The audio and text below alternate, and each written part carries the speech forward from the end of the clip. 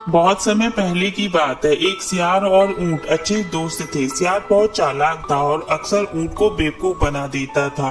एक दिन उसने अपने मित्र से कहा, मित्र मित्र, नदी के उस पार फलों का एक बगीचा है। यदि तुम मुझे अपनी पीठ पर बिठाकर नदी पार कराओगे तो मैं तुम्हें वह जगह दिखाऊंगा और हम लोग पेट भर के फल खा सकेंगे।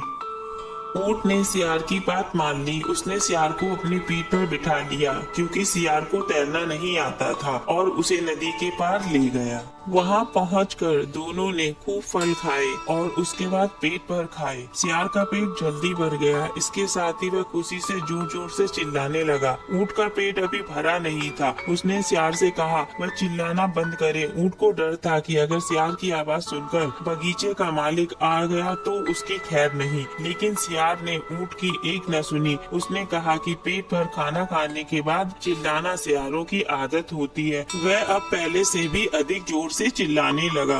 उधर बगीचे के मालिक ने जब सियार के चिल्लाने की आवाज सुनी, बस फिर क्या था, वह दौड़ा दौड़ा अपने बगीचे की तरफ पहुंचा। सियार तो भागकर झाड़ियों में छुप गया, मगर ऊंट अपने विशाल शरीर के कारण छुप नहीं सकता था, तो वह बगीचे में ही खड़ा रहा। और उसके मालिक ने जब ऊंट को खड़ा देखा तो उसने उसको चिल्ला चिल्ला कर भगा दिया।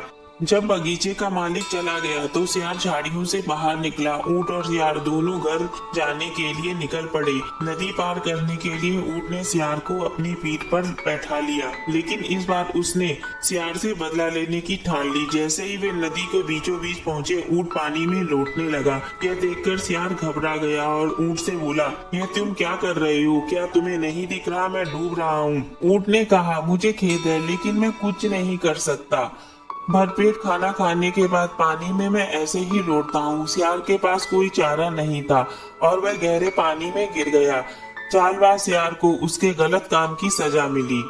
इस कहानी से हमें यह शिक्षा मिली, धूर्त सियार ने भले ही स्वभाव के कारण ऊंट का फायदा उठाया हो, लेकिन ऊंट ने अपने साथ हुए बुरे बर्ताव के लिए सियार को सजा दी।